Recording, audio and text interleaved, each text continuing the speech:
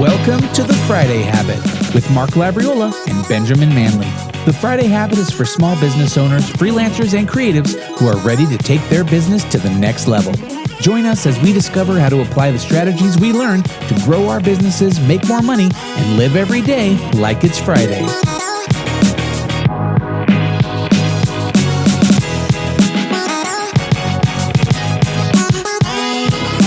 All right, welcome to The Friday Habit. Ben, he's with us. How's it going, Mark? I'm calling in from Grand Teton National Park. Nice. Yeah, I know the past few episodes you've been on the road journeying, and so I've mentioned that you weren't with us, but you are with us today. So I am. And you know who else is with us is Meredith Monday Schwartz. So, you know, the Friday Habit, she's got the Monday habit going, you know, and she's the CEO of Here Comes the Guide, an employee-owned website showcasing top-notch wedding venues. So, Meredith, welcome to the Friday Habit. Oh, I'm so excited to be here. Yeah. Well, you know, when we were kind of looking into, you know, your business and just, you know, how you've grown it over the years, it sounds like you have a really awesome thing going on there.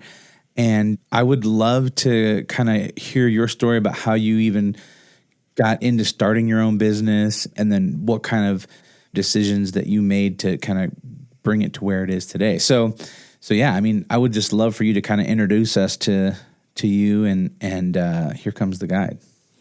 All right. Yeah. So I actually didn't start the business because it started back in 1989. And so it was founded by two sisters who wanted, one of them was engaged, and she was like, there's got to be something out there, a place to get married that is not a country club or a church. I don't want to get married in either one of these places. And so she asked, and she was getting her haircut, and her hairstylist said, you should get married on a boat. I had a friend who got married on a boat. And our founder said to herself, wait, you can get married on a boat? This was in Berkeley, California. And so that's exactly what they did. They got married on a boat, and she had the idea, again, back in the late 80s, for what was then a book called Here Comes the Guide. And it was a guide to the best places to get married. And the idea was to do exactly, this is of course pre-internet. And so they wanted to offer a lot of different kinds of venues. And so I joined them in 1997, and I was just a little baby 24-year-old. And I joined them as their first real employee. And they had already put out a book for Northern California and Southern California. And so I joined them, and then very quickly we got our first website up and running, and we went from there. We made the transition in 2008 to be we expanded nationally outside of California, and so we've just been growing. Now we're in all 50 states in the United States. That's not true. We're not in Alaska. We don't have venues in Alaska. Oh yet. no, 49 states. We're in almost all of them. Yeah, that's a good angle. You could take. We're in almost all 50 states. And that's plenty, right? We have 6,500 fantastic wedding venues that are our clients. And so we match those wedding venues to the couples who are looking to have the perfect wedding for them. And so that's what we do. We've been doing it for a long time. Yes. Okay. So back in 97, when you were just an innocent, doe-eyed, girl, what did you do as far as like, did you go to college and then think, oh, I want to work for a startup? Or like, what was your mindset back then? All right, I'm going to tell you the story, but it shines a bright light on my naivete at the time. Okay, so when I was graduating from college, I was moving with my then husband and our brand new baby from the central part of California to the Berkeley area where my then husband was going to be going to college, and so I opened up the yellow page. I opened up the yellow pages. The yellow pages, I love that. This was a book that used to just list phone numbers. And I started, because I had an English degree, and I was like, you know what? I want to work in the publishing industry. And so I started calling publishers in San Francisco and in the Berkeley area. And of course, absolutely no one wanted to talk to me, randomly cold calling them. But the one person who stopped to talk to me was Lynn Broadwell, our founder. And we talked for a little while, and I loved what the kind of book they were putting together. I had seen it in my local bookstore, and I was really interested in what they were doing. And she said, look, I am not at a point in my business where I can take on an employee, but let's keep in touch and let's see where that goes. Meanwhile, I went and became a paralegal at a big top 10 San Francisco law firm. I did that. But every 3 months, I'm an Enneagram 1. I like to follow a rule. Yep. She told me to keep in touch. So it came up on my calendar. Every 3 months, I would call in and just say hi. And we would just shoot the, And pretty soon we had developed this great relationship over time. And about 2.5 years later, I was just coming back from a trip for my law firm to do a closing in New York City. I hadn't slept for 3.5 days, and I had been away from my now toddler, and I was just feeling really like the life I was living as a paralegal at a top 10 law firm was just more than what I could manage while also being a mom. Right. And so as I was coming into my apartment, the phone was ringing. It was Lynn calling me to say, I'm ready. If you're ready, I'm ready. Come work for me. And I was like, I'll be there on Monday. And I hung up the phone, never thought twice about it. And I started work on Monday. And I've been there almost 26 years now. Wow. Okay. So was that kind of scary though, as far as like financially? I'm sure you're making more money at a law firm, right? Like I was. They actually, when I told them that I was leaving, the law firm actually offered to double what I was making. Oh, geez, the carrot just hanging that stick, like, don't leave, don't pursue your dreams, don't have work-life balance. But you know what they said? And I loved working at this law firm. They were awesome people. But what they said was, we'll double your salary, but you have to hire a night nanny. Do you know what a night nanny is? I don't know. I mean, I can assume that it's somebody who works at night. Somebody who takes over from your day nanny and puts your baby to bed and stays there. And my baby girl, who now is getting ready to have her second baby, she was 2.5, and I just knew that wasn't the way that it's not to say there's anything wrong with having a good, strong, robust childcare, but for me, it wasn't the way I wanted to parent. Yeah. And so I said, thank you very much. I appreciate your desire to keep me on, but I'm going to go ahead and explore this new thing. And so I did. And it has obviously changed every single part of my life. Yeah.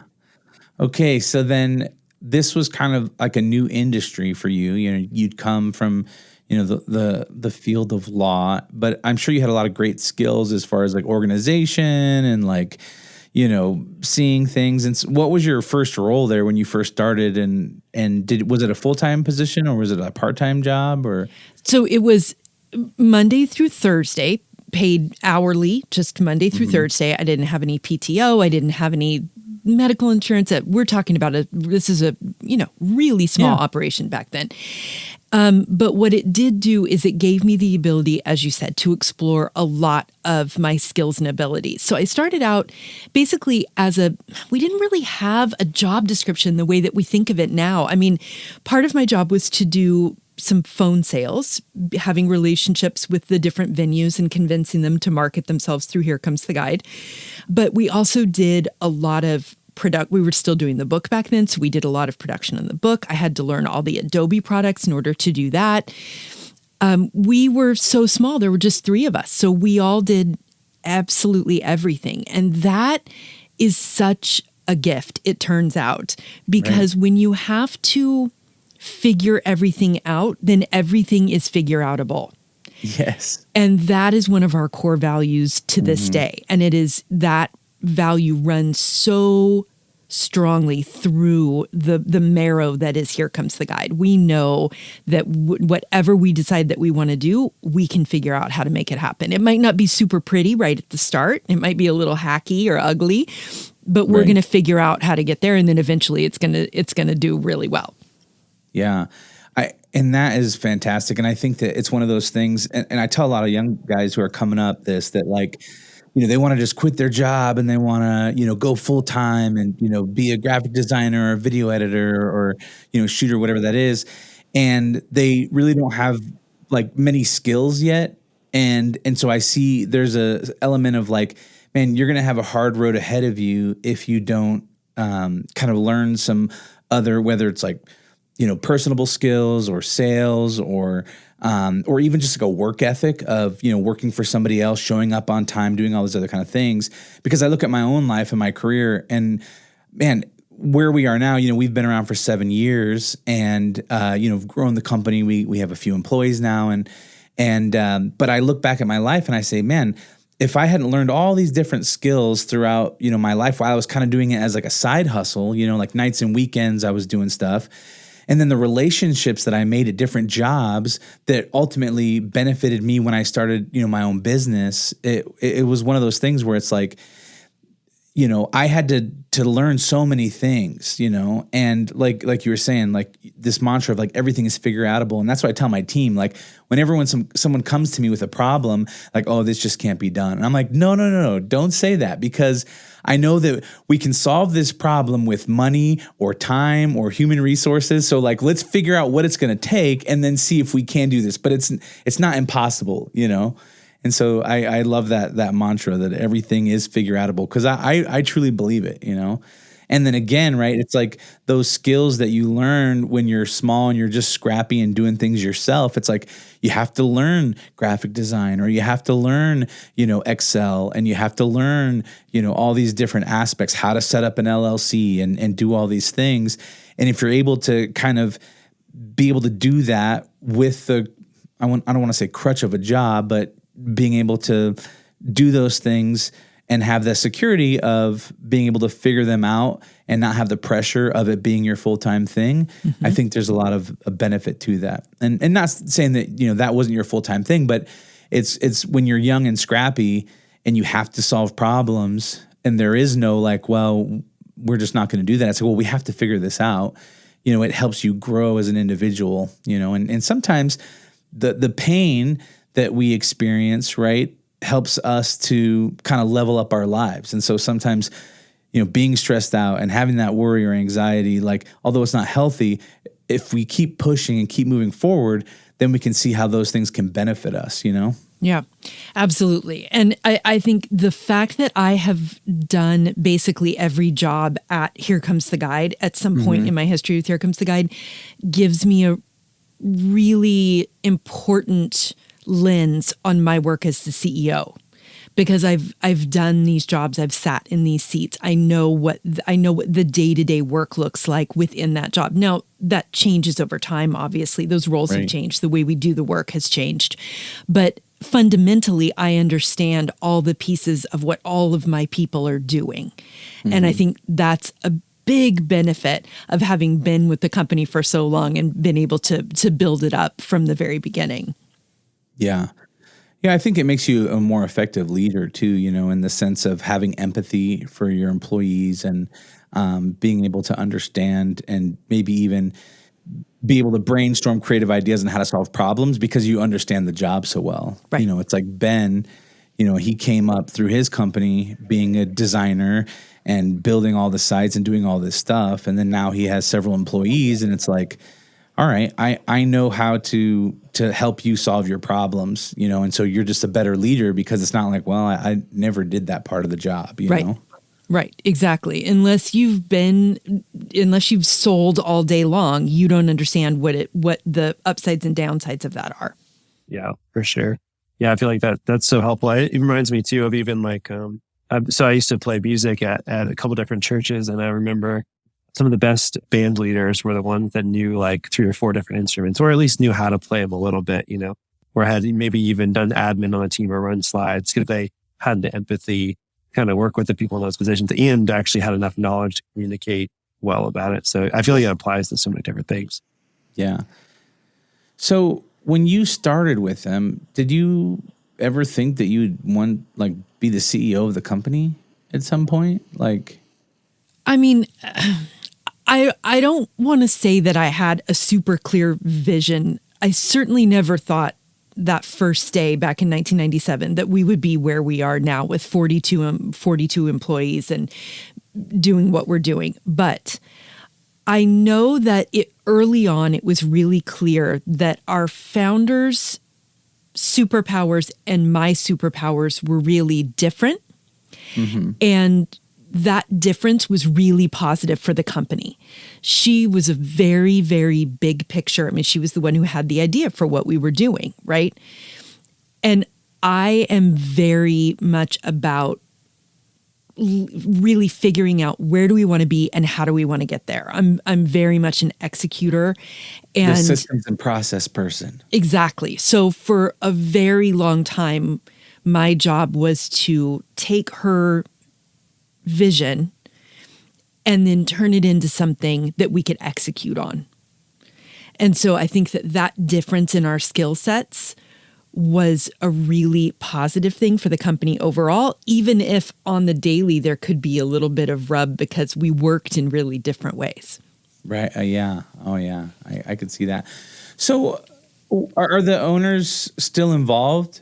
Or the original founders, are they still involved, or did you kind of buy them out and take over, or what did that look like? Right. So in 2016, the company is formed. We're an ESOP. We're an employee stock ownership program. That's our formation entity. We're an ESOP. Okay. And so because of that, we formed that ESOP to enable us to eventually over time buy out our owner. And so in 2016, we were able to make that happen. And so on March 31st of 2016, we bought her out entirely, and we've been fully employee owned since then. Okay. All right. I got a lot. Like, that's awesome. I like this. What is this new word I haven't heard before? The ESOP. It's like, okay, what is this? And why did we decide to go that direction? How do you even know about that? Did you have legal counsel that helped you through that process? What is that? Right. We absolutely did. And so our founder was instrumental in finding this structure and getting the counsel in order to make this happen, because she knew that she wanted an exit plan for herself, but that the company was going to want to continue to go on. We also knew something that's baked into the marrow of Here Comes the Guide is that we also knew that while none of us had the cash, I didn't have $3 million to give to her to buy the company, but we knew that we didn't want to take investment in a venture capital kind of way. Right. And so the ESOP has been a fantastic structure to enable us to. It's complicated. It's a complicated structure, but it has been really, really helpful, and it accomplished what we wanted it to, which was we were able to use that structure through a combination of cash and shares to be able to buy her out. Okay. And now, do your other employees have some kind of stake in the company then, or some shares of the company? And how does that practically work when so somebody is like, hey, I'm going to work even harder because the company's going to grow, and that means my shares are going to be worth more. Is that kind of how it works? And, what are some of the details of that and how it affects employees? Right. That's exactly how it works. So one of our core values is work like an owner because you are. So once an employee has been with us for a year, they begin to vest in to their ownership of the shares that are put in their name into the trust. And so at the end of every year, we are able to look at our profit, and we are able to take some number of that profit and put it into the ESOP as a cash contribution. So it acts as a tax shelter to a certain extent. And also every year we have our company valued. And so we get a new share price every year. And so those shares that everyone has invests into are worth more and more money over time if we as a company are worth more and more money over time. Yeah, I like that you're building the value of the company, not just even profits, but the actual value of the company. Right. When people retire or if they leave us, then they we pay them out for their shares. Okay. Yeah. Gotcha. Makes sense. That's really cool. Yeah, it's been a great structure for us. It really has helped us to feel that everyone has skin in the game. Everyone has a reason to make the company worth more and more over time. So I want to go back a little bit. You were the third employee of the company, right? And so now you guys are at 44. Are they W-2 like employees then? I mean, yes, they're full employees. Yes. Okay, so they're employees of the company. And so, what did that look like as far as, growth, over the years? And then at what point was it clear that you were going to kind of be the CEO and like take over the company? Right. So I took over operations of the company in 2008. So it's been a long time. Yeah. And our founder had a role that sort of decreased with time. And so by the time we bought her out, it didn't represent a fundamental change to the running of the company. It was just a legal matter at that point. And we grew slowly, and we started our national expansion in early 2010. And we knew that it was going to take some time for that national expansion to take hold enough to be making enough money so that we could afford to hire more people. And so because we're fully bootstrapped, it's a matter of you don't hire until you can afford to hire someone. Right. You don't, we're not working off venture capital where we can just grow and hope for the best, right? And so we just grew really slowly over time. And actually, weirdly, the biggest period of growth that we've had timed itself right at COVID. And so COVID, obviously, we're in the wedding industry, right? Venue, event thing. Yes. So COVID was the scariest thing that could possibly happen in our industry. And we only have one real competitor. Our competitor is the sort of big gorilla in the room, right? And so they have like 7,500 employees, and we had like 30 at the time. And so when COVID hit, we took very different ways of dealing with what happened. And the fact that we went the direction that we went, where we were really just interested in taking care of our clients and helping them manage through the crisis, it ended up being a real game changer. And we had a huge number of people come to us, and that enabled us, that timed with where our SEO rankings were for a lot of the keywords that we needed, really, really came together. And in early 2021 and all the way through the middle of 2022, we ended up hiring 12 people, which is a huge number of people for a tiny company, right? That represented a large percentage of our workforce. And so not only did we not have to let anyone go during COVID, but we were able to grow tremendously during that time. And now the other thing that happened during that period of time, during COVID, is we started our 4-day work week. In November of 2020, for a variety of reasons, it made a lot of sense for us to go to a Monday through Thursday work week, paying everybody full time, but only working 4 days. And so that we did kind of as a test, but then we found that we were more productive than ever, and we were more profitable than ever. And so we have now decided to make that permanent. So we work a 4-day work week, and again, we're rocking profit margins that we'd never seen before.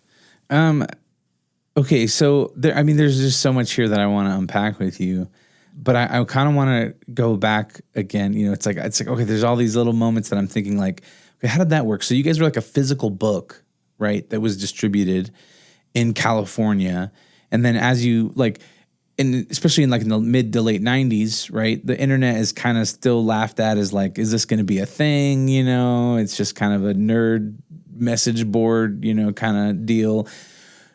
At what point did you guys move online? And then, you said you guys started expanding in 2008, right? So at that point, you're like, okay, I'm assuming by 2008 you're online and you're, Right. We actually launched our first website in 1998, so less than a year after I started with the company. As soon as I got there, it was just really apparent to me. It was apparent to everybody at the time that every company needed a website, right? This was what everybody was doing. The question at the time was whether or not we were going to basically put up a paywall over our content, right? Because so everything we'd been doing had been in a book, which you had to buy in a bookstore. Right. But how do you do that online in early 1998 to figure out, so the idea at first was we'll put it on and we'll kind of put a paywall and we'll charge the couples to use, to get use of this content. And very quickly it became clear that that was not going to be the way to go. And so we removed the paywall, and that's when we started charging the venues not only to be in our book, but to be on our website. And so by early 2000, that was a serious source of income for us. And by 2008, it was clear that that was really the direction that we needed to be going entirely. It was clear to me when I took over the company. Yeah. At that point, we did books. We also did 4-color magazines. I stopped all of the 4-color magazine print projects and because they were just bleeding profit.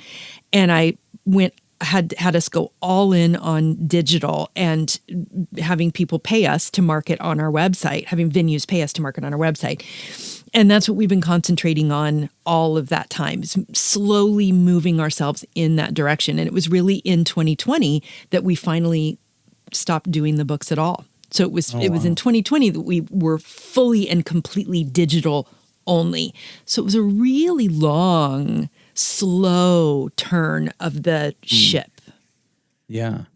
Which I love. And I think is just a great reminder to, because I get caught in this trap, right? I'm constantly thinking like, okay, we're never making as much money as I want us to be making. And we're never growing as fast as I want us to be growing. And, I'm constantly like, okay, how do I make this thing go faster? It's like going, but I'm like, I really need to figure out how to make this thing go faster.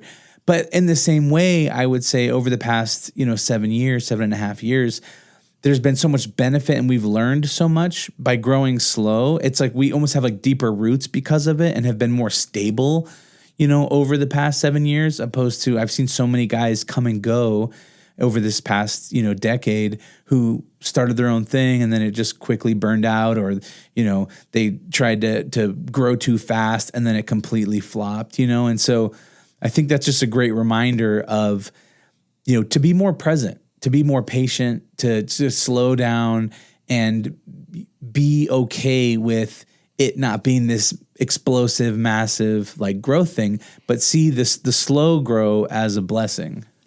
Right. And I got to say, the money piece of it is such a really big piece, right? And so for me, for Here Comes the Guide, we knew early on that we always wanted to be bootstrapped, not just because we didn't want someone else controlling us, but also because when you are bootstrapped, you are forced to be patient unless you have the cash not to be patient. It puts you into that box. You have to be patient. You have to be really clear on the results that you're looking for. You can't just grow in every direction all at once because you can't afford to.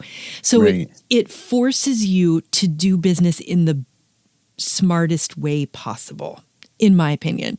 I think it is such a gift to not have somebody's checkbook open, because when that happens, it is so easy to make decisions that over time you'll look back on and say, if only we'd taken more time to do X, Y, or Z, or if only we'd been more focused in on a couple of lines of revenue instead of trying to do all things at once. And very frankly, from a culture perspective, the best thing that ever happened to Here Comes the Guide was slow growth. And in fact, right now, even now, we had, as I told you, we had that big growth in 2021, and I now have put a full hiring freeze on, because when you grow really quickly, you risk losing the culture that you're trying so hard to create. And so I just feel, my gut just told me we need to slow our roll because we need to protect what we're trying to create here. We're not trying to create a company that someone's going to want to buy. We're trying to create a company that we all want to work in for a really long time. And so that quick growth piece is a really quick way to lose the culture that you're trying to protect. So for me, the fact that we have always been bootstrapped has been the biggest gift possible. Yeah. Speaking of things that kind of force you to work smarter, I'd love to hear more about the 4-day work week that you do and how that practically worked. How are you able to cut down 20% of your work time out of what you're doing? Was it that you guys were already so profitable that it didn't hurt you at all? Or was it like, all right, we got to figure out, we're so tight on schedule, but let's cut these low priority things? Or what did that look like practically to switch from 5 days a week to 4 days a week? We've always been really dialed in. And so what I realized, the practical, so in terms of COVID also being a gift, from a practical perspective, in November of 2020, with the national shutdown of wedding venues, we realized that it didn't make sense for us to try to push and work on Friday because there just weren't enough venues that were up and running that even they were there on Friday. So from a practical perspective, we just said, you know what, let's see what happens. Let's take 3 months to see what happens if we work a 4-day work week. Now, what I told my staff is this is an experiment and we may find this precipitous drop in productivity. And if we do, guess what? We're coming back on Fridays because there are goals that we have for ourselves from a productivity point of view and from a profit point of view that we have to hit. If we're not hitting them on 4-day work week, we're coming back on Friday. And so what I have found, I think what we all find, is that work expands to fit the time you give it. And the reality was that everyone found if they really dialed in and worked as absolutely smart as possible, then that first 3 months we realized, okay, we're feeling really, really good and the numbers look really good. So we expanded it for another 3 months. And then we realized, okay, not only were the numbers looking good and we were feeling, every one of us was saying, we're 42 women, all 42 of us. All 42 women are responsible for their homes, for their families, and their work. And all of a sudden, we had an extra day to get it all done. We had an extra day to work on side hustles, which is what I do. I have a book podcast. I just work on it on Fridays. And so I had an extra day to work on that. We have an extra day to do all the things that we want or need to do. And also to take some time on our own. So then when we come back on Monday, we're much more refreshed. That meant they could dial up even further on their productivity, work even smarter because they're coming in feeling really refreshed and energized.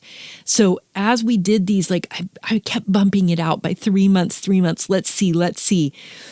And then finally, by the time we got to the end of 2021, I just said, you know what, you are going to have to claw this 4-day work week from my cold, dead hands because it is so good for our company from a numbers perspective and from a perspective of what it was doing with my staff. It also is an incredible differentiator when people are trying to figure out where they want to work. It's a really big value add. It's a huge reason when I do my annual conversations with every member of my staff. I get one-on-one with everybody. And the number one thing that they will say when I ask, how would you convince someone to work at Here Comes the Guy? What's kind of the first thing that pops in your mind? Well, they're like, obviously the 4-day work week is a huge thing. There's a lot of other things, but that's huge. And so the value that it has added and the fact that I can see in the numbers our increase in productivity makes me so glad that we took the chance. And that's really when people ask me how, if I'm interested in doing it, I'm scared to do it. The best way to do it is to try it out for finite periods of time, communicate radically authentically about the fact that this is an experiment, and let people know the metrics you need to see in order to keep it going. Radical authenticity and transparency with all of my staff. They're all owners. So I treat them like adults and say, look, if we hit this, we'll keep doing it. If it doesn't work, we're going to go back to the way, it worked before. And everyone decided, you know what, we really want to make this work. All right, we're going to pause this conversation here. Go to thefridayhabit.com. There you can find show notes for this episode. There you can also find links to our websites and ways to get in touch. at the bottom of the page, you can download our guide to the Friday Habit System that will show you how to set aside one full day each week dedicated to working on your business instead of in your business. If you're not already, make sure you subscribe. If you enjoyed this episode and want to hear next week's episode, subscribe so you get notified.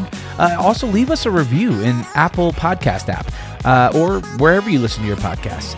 And if you want to potentially be on one of our episodes with a question you ask us, go ahead and record a quick message in your phone, voice memo, and email it to hello@thefridayhabit.com. Until next time, live every day like it's Friday.